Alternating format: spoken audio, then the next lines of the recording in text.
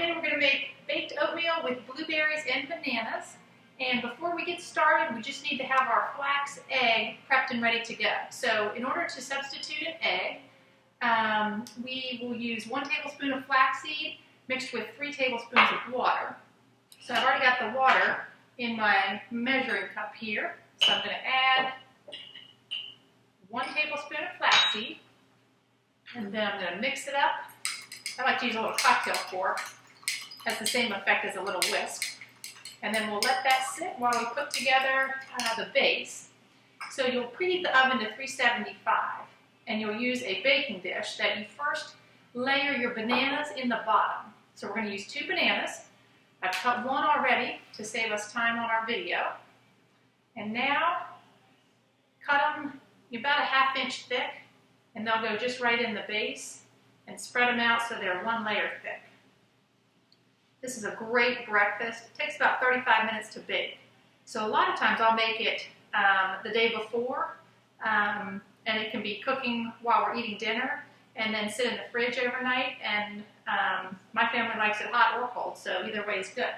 So I've layered the base with our bananas, and now we want to add blueberries in this layer also. So we want 1 cup of blueberries, which I've got behind me.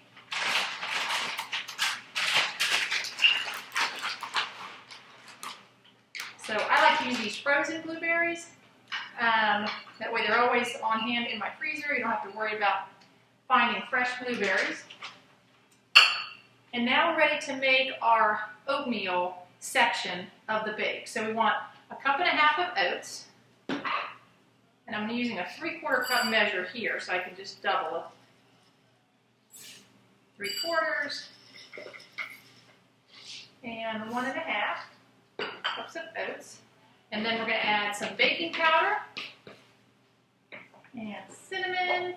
So we want 1 teaspoon of baking powder.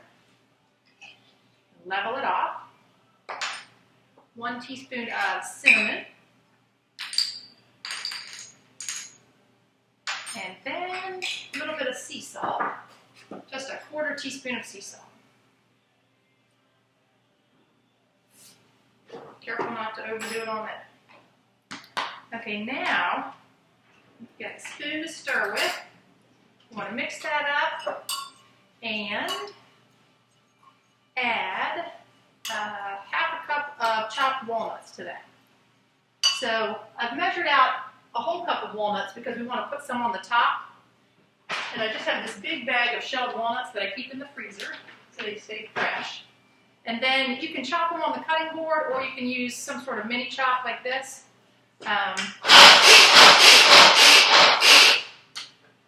for some reason I prefer that. But so we're just going to take 1/2 of that and add it to our oat mixture. And these can be rough estimates because it's all going to end up in the same bake anyway, whether it's on the top or in the middle. So now we'll take this dry layer and we'll cover our bananas and blueberries.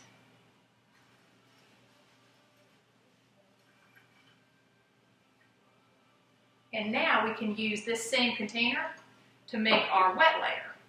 So, for the wet layer, we would like to use a plant-based milk. So I'm going to use almond milk, but you could use soy, hemp, oat, hazelnut, macadamia nut. I'm trying to think of all the ones that I've seen. Rice milk, and we're going to use 1.5 cups of our milk. So again, just using that same 3/4 cup measure, doubling it. And then we're going to add just 1/4 cup of maple syrup. That's our sweetener. And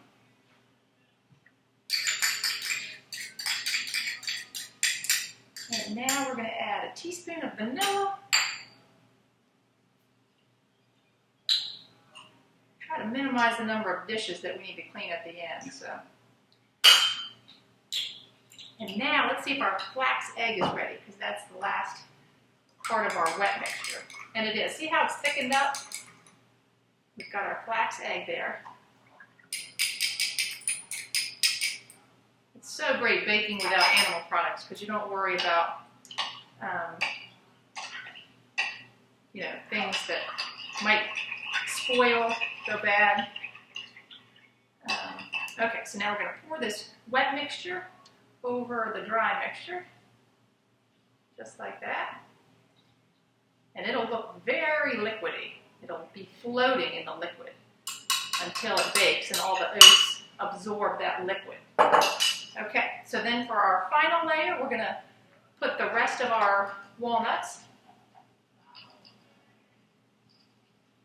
and another cup of blueberries. And I keep the blueberries over here because